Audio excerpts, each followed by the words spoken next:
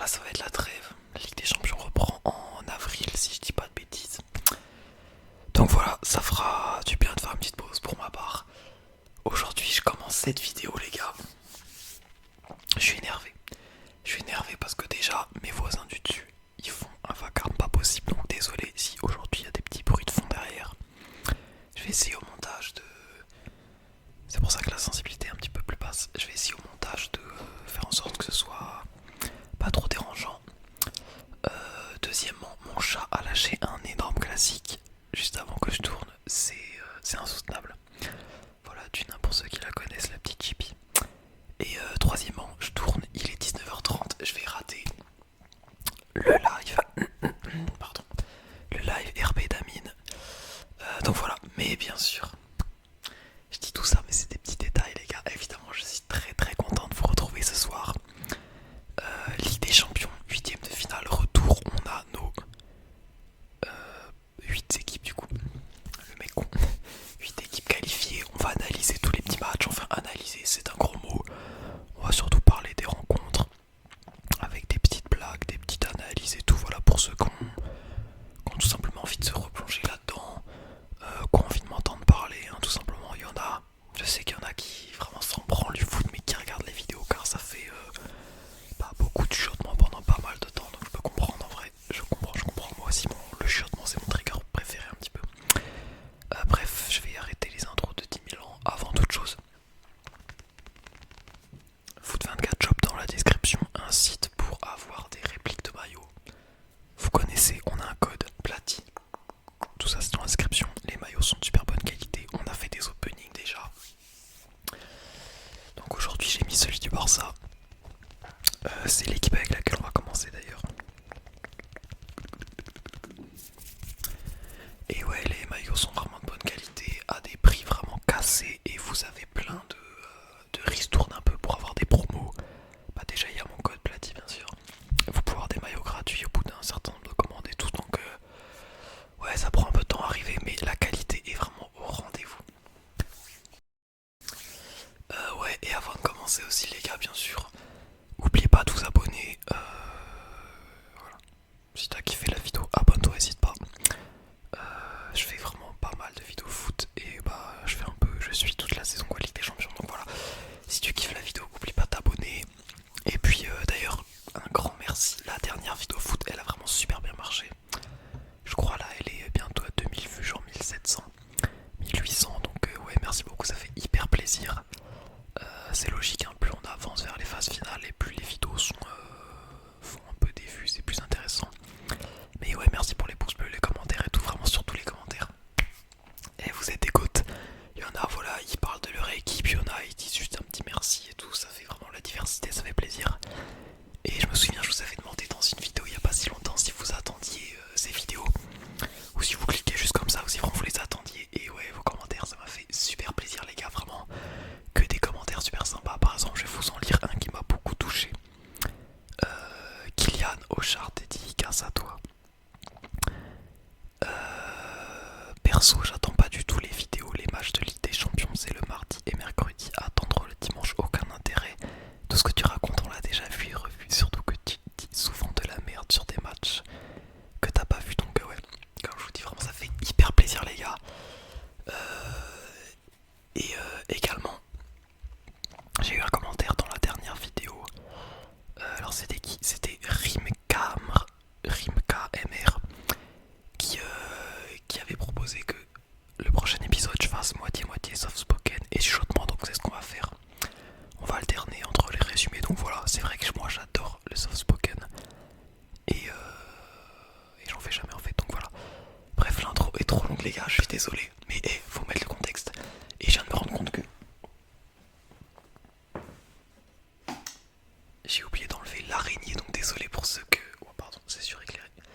Désolé pour ceux que ça a stressé. Ok, on va pouvoir partir.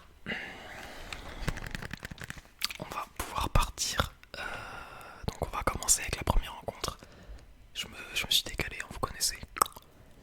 Barcelone, Benfica. Donc si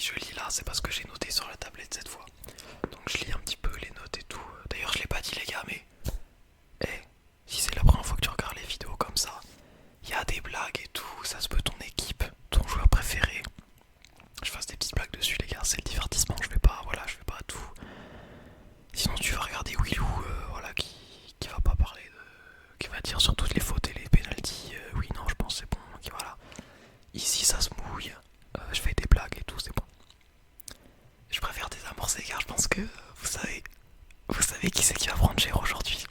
Comme d'habitude, la spéciale. Bref. Donc qualification cette fois dans un match beaucoup plus tranquille pour le Barça. Donc ça fait 4-2 au cumul des scores. L'attaque qui s'est vraiment illustrée dans cette rencontre. Les mêmes, hein, le trio terrifiant Rafinha, Lewandowski, Yamal. J'ai le petit maillot. Lewandowski. Petit match flopesque de savoir que Lewandowski aujourd'hui. Mais heureusement il peut compter sur ses ailiers bien sûr. Le match démarre très très fort avec Messi Prime. Rafinha je voulais dire, excusez-moi. Qui est laissé tout seul au second poteau, qui ouvre le score à la 10e minute sur une passe décisive de Yamal. Magnifique coup.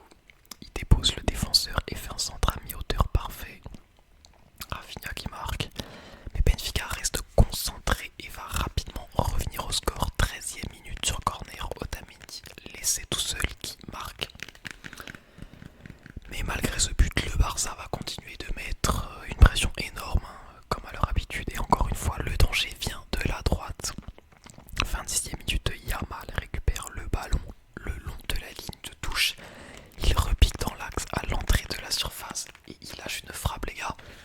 Alerte, Golazo banger à revoir tout de suite.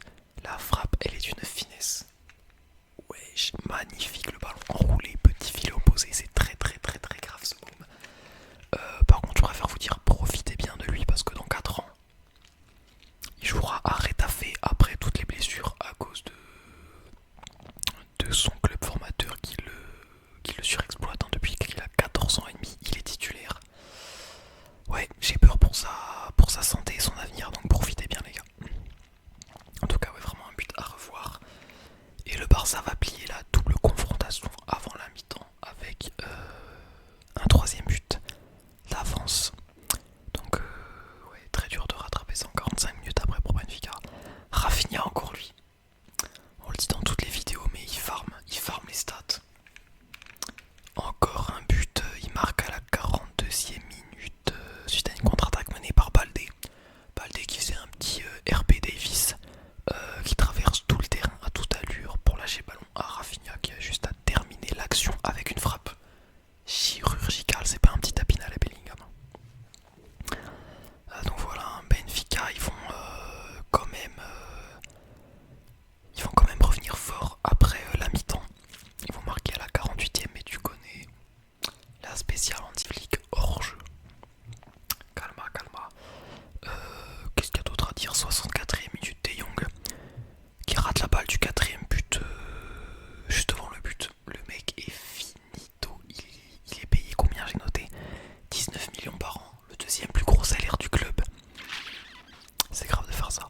Et voilà, le reste du match est plutôt maîtrisé et Benfica reste impuissant. Le Barça a fait le job et ils affronteront. On va voir ça tout de suite. J'ai fait par paire les équipes qui s'affrontent et tout. Je me disais ça va être un peu intéressant. Il va affronter Lille Dortmund, donc là on va le faire en Softpoken. Ça fait longtemps que je n'ai pas fait. Attendez, je bois un coup parce que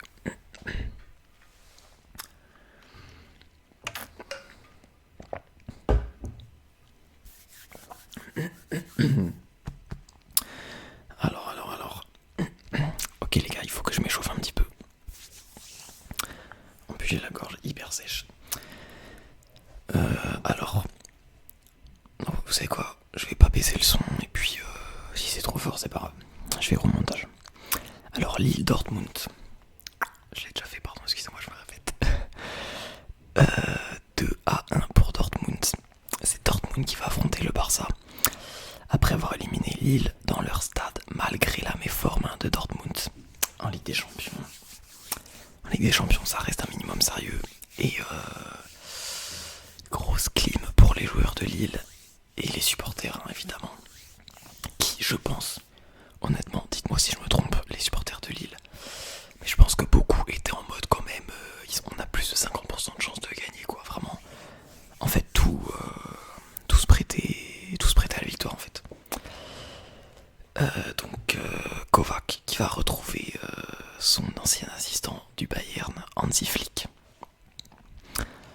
C'est fou comment à l'époque de Kovac, il y avait Flick en assistant. Et moi je devais me taper Kovac en coach. Alors que Flick a 3 fois le niveau de Kovac, genre. Bref,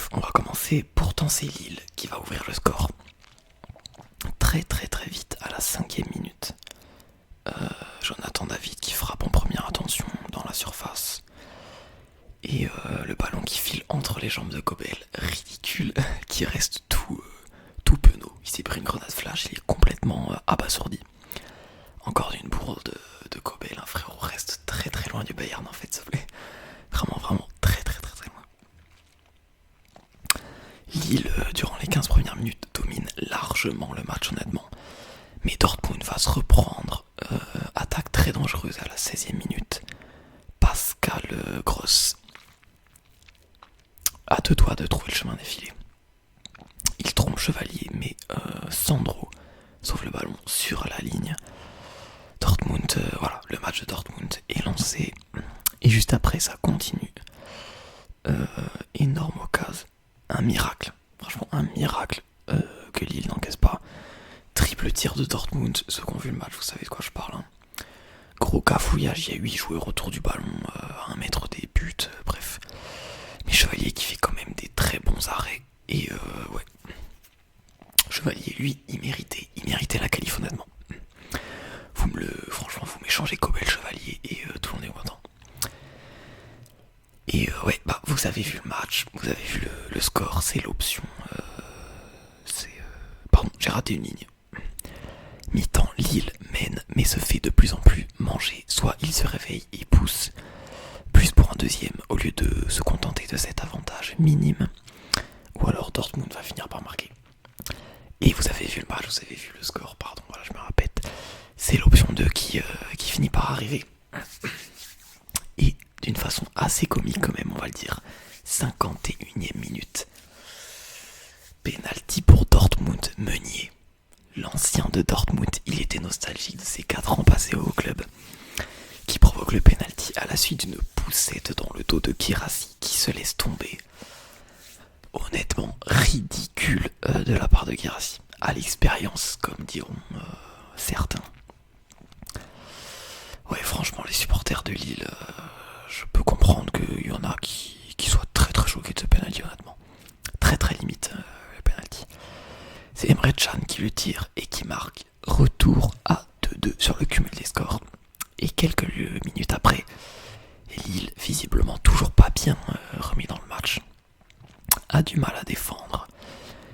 Et sur une contre-attaque en surnombre de Dortmund à la 61e minute, et à 2 doigts de concéder le second but, mais heureusement Adeyemi, il a la finition à son idole Leroy Sané, qui touche la barre. Mais à peine 2 minutes après, toujours incapable de mettre le pied sur le ballon, Lille subit encore Anton, je sais plus c'est quoi son... Valdemar Anton je crois, qui est aligné aujourd'hui en latéral droit, au lieu de la charnière centrale normalement. Il renverse le jeu à gauche, Ryerson qui chope le ballon, qui combine avec Guirassy. Ça finit dans les pieds du jeune espoir allemand Beyer. Et dans la surface, malgré ses 30 kilos, il est au milieu de 4 joueurs. Il réussit à contrôler, superbe contrôle. Et il allume Chevalier. Ouais, il a la grosse frappe sous la barre. L'expérience européenne parle. Et cette seconde mi-temps nous montre un peu que Lille, c'est... Voilà. Même si Dortmund sont 10e, Lille, ils sont combien? Genre 3e, 4e de Ligue 1, je sais plus. Et ouais, l'expérience européenne, ça compte. Et ouais, Lille, bon, c'est définitivement pas dans la même catégorie en termes d'expérience. Et puis, ouais, faut le dire aussi, les joueurs, ils ont pas fait un mauvais match. Enfin, ils ont fait un mauvais match, justement. Je pense. Ouais, et ce manque d'expérience, on peut le voir. Dernière grosse occasion de Lille, c'était à la 83e minute. Sandro tout seul au second poteau qui reçoit un centre parfait. Il fait une tête. Ridicule la tête. Vraiment, ça aurait été un joueur du Bayern. Je dis ça parce que je supporte le Bayern. Je le répète un peu à chaque fois parce que chaque fois que je compare avec le Bayern, il y en a qui doivent pas comprendre s'ils connaissent pas la chaîne. Je vois Harry Kane rater ça. Bon, après c'est Sandro, c'est pas Harry Kane, il est pas attaquant, mais... Enfin, je crois. Non, il est défenseur, Sandro. Je sais plus. Je vois Kane qui rate ça, mais je pète l'écran. Je pète l'écran. Donc voilà, 2-1, Dortmund qui se qualifie, force aux supporters de Lille. On va enchaîner avec l'Inter. Donc Inter Feyenoord 2-1, énorme coup de tonnerre en Italie les gars. L'Inter Milan s'est pris un but. Le deuxième de la compétition, la honte. La honte pour l'Inter, sérieux, ils se sont pris 2 buts en Ligue des Champions. Bon sinon à part ça, ils ont fait le travail. 4-1 en score cumulé, qualif tranquille pour les hommes d'Inzaghi. D'ailleurs, petite dédicace à... alors attends, c'est quoi déjà son pseudo? Immortal Spirit of Earth. Voilà, supporter de l'Inter qui est souvent là dans les commentaires, petite dédicace à toi. Et attention, on est amis là, mais on verra après, on va pas rester amis très longtemps. Donc c'est Thuram qui prend rapidement les choses en main. Dès la 7ème minute, il rentre dans la surface à gauche, il lâche une bombe nucléaire pleine lucarne. Ça met l'Inter en confiance, ils vont rien laisser passer et tranquillement laisser Feyenoord essayer de se débrouiller avec le ballon. Pardon. Malheureusement, pour l'Inter qui était très très solide, une petite erreur, une grosse erreur, faute dans la surface de Çalhanoğlu. Il a un peu trop voulu faire le... comment on dit, aider son équipe, quoi, un peu trop impliqué sur son tacle, sur le boulot défensif. Donc penalty accordé après la VAR. Et c'est Jakub Moder, la prononciation sûrement est terrible, à la 42e minute, juste avant la mi-temps, qui marque. Aucune raison de s'inquiéter pour l'Inter pour le moment, mais attention à pas refaire d'erreur tout simplement en seconde mi-temps. Et en fin de compte, c'est Feyenoord qui fera la même bourde et qui offrira un penalty stupide à l'Inter. À peine de retour sur le terrain, 48e minute penalty.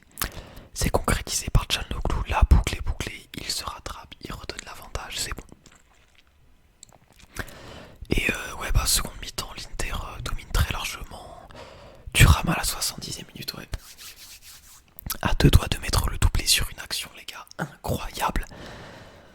Il enchaîne crochet, passement de jambes pour éliminer 3 joueurs et il trouve la barre. Aïe aïe aïe aïe aïe. Les gars, je suis désolé, je fais que bailler. Désolé si je vous fais bailler. Du coup, ça me fait pleurer. Donc ouais, le seum, Thuram, il aurait pu mettre un très très beau but. Bah écoutez, c'est tout pour ce match, hein. Pas grand chose à dire, c'est les matchs de l'Inter, voilà. Et l'Inter, ils vont affronter le Bayern. Les Leverkusen Bayern, 2-0 pour le Bayern, 5-0 en score cumulé. Chut, calma Alonso, calma, hop là, dans ta gueule.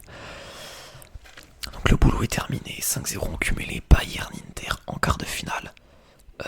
Le foot tout simplement, 2 magnifiques équipes, l'Inter magnifique équipe et ouais, ça va être un match super bien, super intéressant. Donc déjà, petite info bonus sur le Bayern, car bon bah évidemment c'est l'équipe que je suis donc j'ai plus de trucs à dire. Seule équipe de ces 8ème de finale à n'avoir concédé aucun but. Énorme match du Krakito Urbic qui remplace Neuer là durant les prochaines semaines jusqu'à la trêve. Me parlez pas de Chevalier, me parlez pas de Kobel, c'est bon, j'en veux plus de ces mecs, j'ai mon mini Neuer, il est là, le Krakito Urbic. On a Neuer Regen à Munich, c'est bon. Leverkusen va bien prendre le match en main et fait une bonne entame de match, honnêtement, ils arrivent à contenir le Bayern et ouais, pendant les 15 premières minutes, puis pendant le reste de la mi-temps après. Ça me rappelle les cours de musique au collège, je sais, je faisais que bailler également. On assiste à un duel équilibré, sans but, avec de nombreuses occasions intéressantes, tout de même. Donc mi-temps, Leverkusen à 45 minutes pour mettre 3 buts. Bon, personne n'y croit. Et en plus, très très vite, Harry Kane va ouvrir le score sur un coup franc lointain de Kimmich, qui fait l'assist. But de Kane, hop là, grosse clim à Leverkusen, qui va clairement passer après ça en mode ultra offensif, plus rien à perdre, écoutez. Et le Bayern va achever Leverkusen à la 70e minute grâce au meilleur latéral gauche du monde, Davies, encore lui décisif. qui marque. Il avait été avancé en ailier gauche suite au changement. Durant la rencontre, centre magnifique de Kane, qui dans cette double confrontation est impliqué sur 4 des 5 buts. 3 buts, 1 assist, il le veut son trophée. Donc ouais, très très beau but. Vous savez quoi, petit instant propagande, des petites infos. Kane devient le premier anglais à marquer 10 buts dans une campagne européenne, donc déjà GOAT. Et depuis son arrivée au Bayern en Ligue des Champions, c'est 24 buts. Enfin, c'est impliqué sur 24 buts en 23 matchs. 18 buts, 6 passes D en 23 matchs Kane. Pas mal honnêtement. Donc voilà, win 2-0 du Bayern. Et encore. Je suis désolé, je sais, il y en a, je suis sûr, ça les énerve trop. Ils sont en train de m'insulter dans les commentaires, désolé les gars. Et ouais, je disais encore les Leverkusen très très chanceux car Musiala a touché 2 fois les montants, donc ça aurait pu être vraiment pire.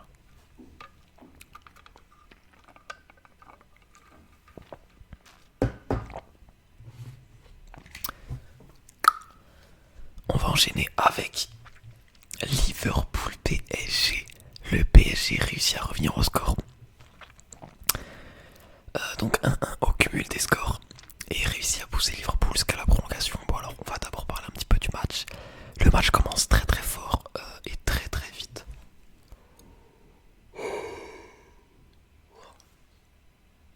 Pardon. S'il y a un mec déter pour compter toutes les fois où j'ai baillé, et bah je t'épinglerai si tu veux. Ah désolé. Donc le match commence très très fort, très très vite. Et 4ème minute, Liverpool se procure une énorme occasion. McAllister récupère le ballon. La passe à Nunez. Tout seul qui frappe et Donnarumma était battu. Mais Nuno Mendes se rattrape de sa bourde au match aller. Et contre la frappe qui rentre clairement dans les buts, ça démarre très très fort sa race. 11ème minute, le PSG part en contre-attaque. Barcola à droite lâche une passe clinique à Dembélé qui continue son RB main caractère 1-1 très très très très vite. Une grosse pression enlevée des épaules des joueurs du PSG. 11ème minute, Kvara envoie un ballon laser à Barcola qui floppe totalement son 1v1 avec Alisson à cause d'un contrôle absolument immonde. Donc voilà, mi-temps. Le PSG, comme au match aller, domine la rencontre, mais tout peut encore arriver. Et la preuve, en seconde période, Liverpool, il démarre le moteur.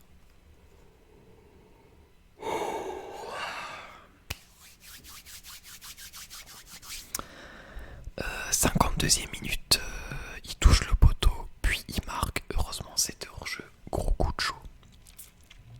Et ça continue quelques minutes après, 58ème. Sur corner, très très gros arrêt de Donnarumma, absolument splendide, sur une tête de Diaz, je crois. Et encore juste après, 61ème minute, corner, encore une fois, à l'opposé. Donnarumma le sort, mais le ballon revient sur Salah, et c'est Kvara qui le sauve sur la ligne, alors que Donnarumma était au sol suite à sa sortie. Ça tient vraiment à rien du tout pour le PSG, et encore 78ème minute, coup franc, cette fois tête de Kwanza, il me semble, qui touche le poteau. Le PSG en mode miraculé, ils sont en train de faire comme Liverpool match aller. À noter, très très inquiétant comment en seconde période le PSG a géré les coups de pied. Vraiment toutes les grosses occasions là que je vous ai dit, c'était des coups de pied arrêtés, c'est fou. Liverpool, ils ont tout fait en seconde mi-temps pour arracher la victoire. Enfin le match nul du coup chez eux, mais la victoire au cumulé. Mais le PSG tient bon avec un mélange de chance et de détermination quand même, il faut le dire. Donc prolongation qui continue sur un rythme de feu, mais aucun but à l'horizon, ça va se jouer au tir au but. Déjà à l'entame des tirs au but, je trouve que Donnarumma, il a vraiment un avantage psychologique, hein, vraiment, il a été monstrueux et surtout hyper agressif, clairement. Ouais, là comme je le dis, je pense que il a eu clairement un avantage psychologique. Donc tir au but, c'est Vitinha qui tire le premier, il marque, mais les gars, la frappe immonde quand je l'ai vu, wesh, dégueulasse, très très chanceux que Alisson il ait vendu son âme au match aller et qu'il se foire totalement. Ensuite c'est Salah qui marque logiquement, Gonzalo Ramos qui marque, ensuite Donnarumma arrête la frappe de Nunez, très très grosse parade. Mais cet arrêt c'est aussi un très bon travail de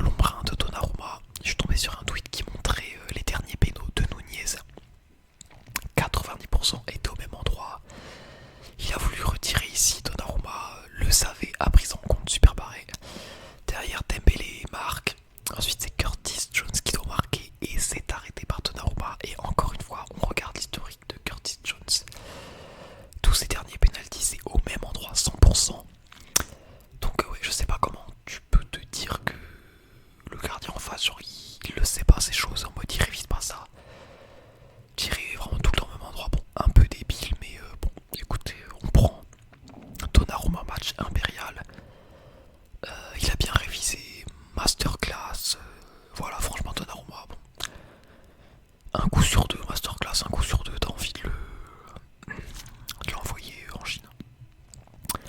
En tout cas, je me dis que ce match, wesh, là t'es supporter parisien, le match, mais je pense que 30% des supporters n'ont pas vu la fin du match, tout simplement.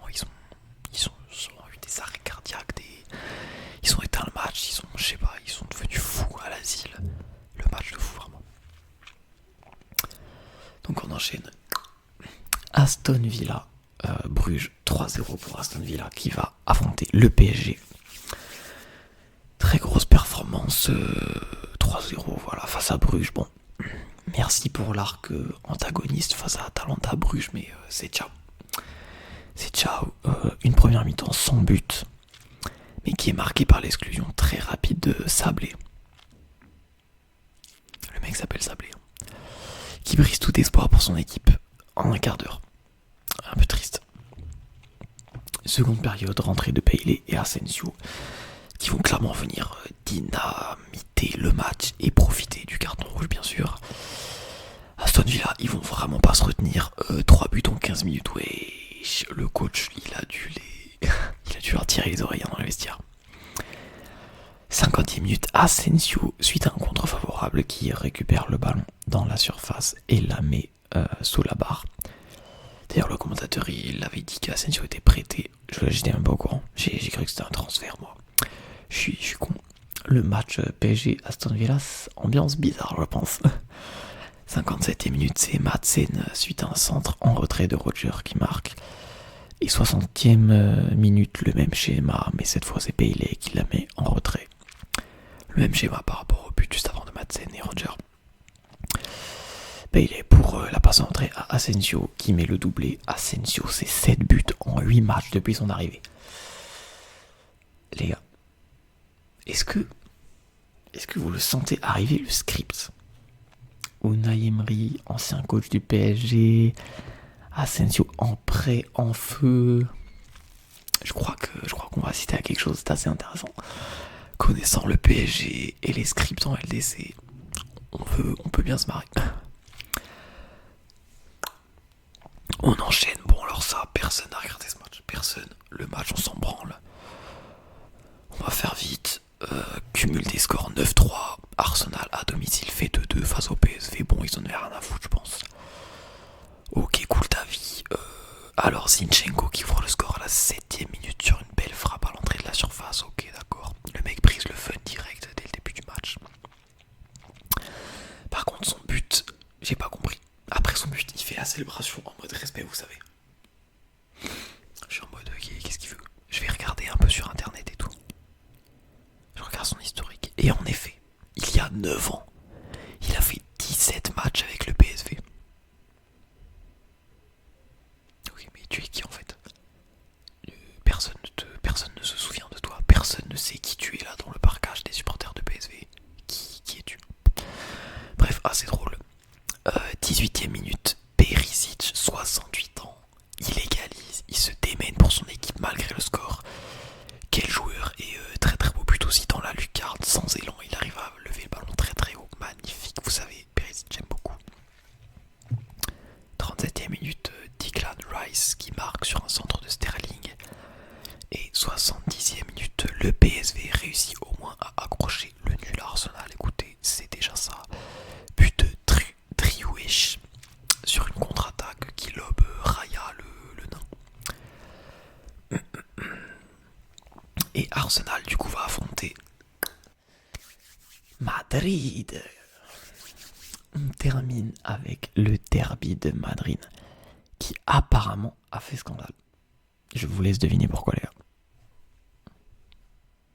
Et bon, vous avez une hypothèse. Apparemment, le Real aurait encore volé, aurait encore été avantagé par un arbitre. Wesh, vraiment. Ça paraît bizarre, non? Je sais pas, apparemment il y a scandale et tout. Bon, ça me paraît un peu bizarre, franchement, mais bref. On va passer à la rencontre. Un match qui se termine au tir au but sur un score de 1-1 cumulé. Donc alors c'est parti et golasso de Gallagher qui marque après 30 secondes pour enflammé le stade. Nouveau record, le but le plus rapide en Ligue des Champions pour un joueur anglais. Donc ça, super, magnifique. Ça met 1-1 à 30 secondes. Ça nous laisse un match comme si rien s'était passé au match aller. Ça s'annonce bien. Bon, au final, il n'y a eu aucun autre but. Merci le Real Madrid de proposer un jeu si immonde et l'Atlético pour... l'Atlético pareil, hein, mais bon, ça surprend personne. Première mi-temps très serrée. Courtois fait des arrêts assez importants. Il permet de revenir au vestiaire sans plus de dégâts. A noter que Tchouaméni s'est pris un jaune et sera suspendu pour le prochain match. Bon, du côté du Real, rien à dire hein, dans le secteur offensif. Il y a Vinicius qui tente des trucs, mais tout pourri. Mbappé invisible. Bon, quand c'est pas Manchester City ou Villarreal, Retafe, c'est pas pareil. C'est pas pareil. Et Bellingham, bon, à part crier sur tout le monde, vraiment, Bellingham, mais quel joueur exécrable ce mec. Ceux qui ont vu le match, honnêtement, même les supporters de Real Madrid, en toute objectivité, ce mec, il est insupportable. Il passe sa vie à gueuler sur les arbitres, sur ses... comment on dit, sur ses camarades, sur ses... je sais plus le mot, sur ses confrères, sur ses compères, sur ses complices, je sais plus. Vraiment, mais il est chiant ce mec. Oh, ta gueule un peu. Bref, excusez-moi pour la grossièreté. Ouais. 67e minute, Mbappé va enfin apparaître sur les écrans. Et wesh.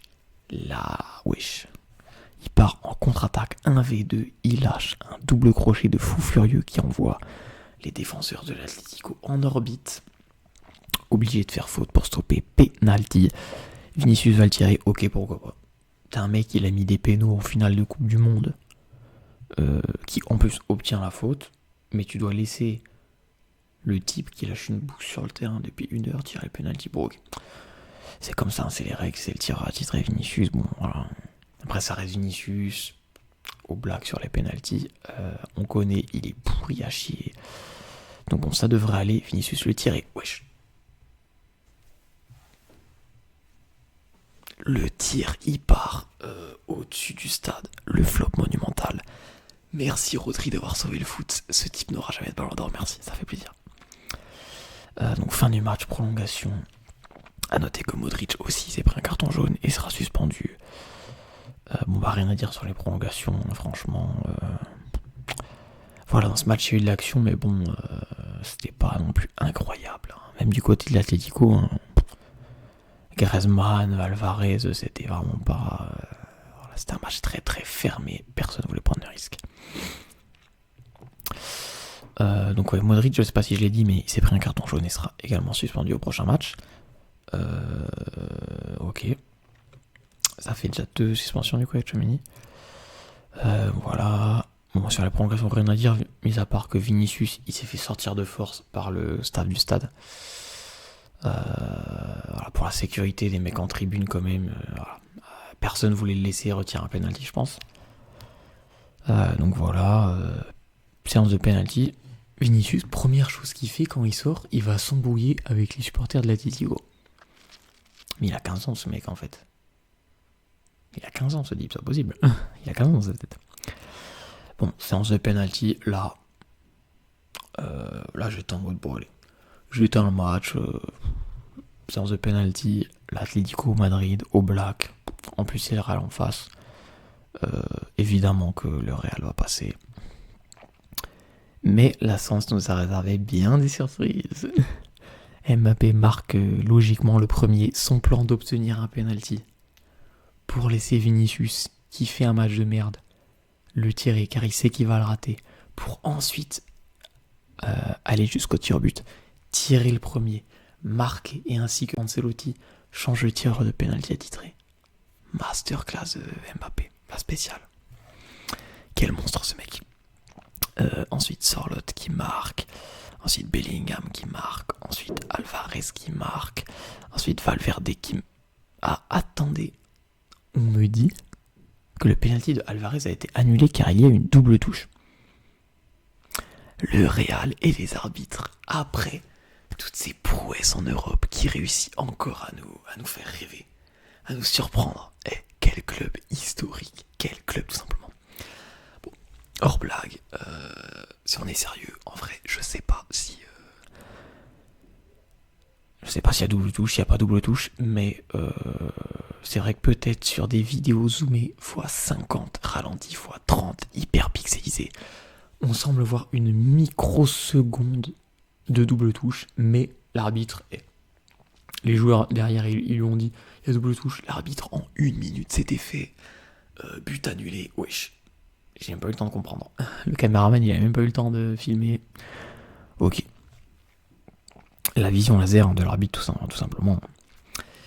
Et attends, l'arbitre. Attends, bizarre. Le même arbitre qui avait arbitré Bayern Real et qui avait totalement volé le Bayern d'un but à la dernière minute de délire, pour ceux qui se souviennent, car il avait sifflé le match trop tôt. Donc vous êtes en train de me dire que cet arbitre qui a son erreur a été publiquement admise, on l'a rappelé pour un match à élimination directe, encore une fois avec le Real qui joue. Non, non les gars, non, ça va être une coïncidence. Ah, excusez-moi, ça va être une coïncidence. Non, excusez-moi, ça va être une coïncidence, on enchaîne. Correa du coup qui marque après, et Vasquez qui rate Arredo Black, quand même il en a fait un, et Llorente qui juste après fait la barre, le flop, et du coup c'est Rudiger qui tire le dernier, il marque, il ruine l'entièreté du stade. La climatisation monumentale, les joueurs du Real vont célébrer devant un supporter. Ah non, en fait première chose qu'ils font, c'est chambrer les autres supporters.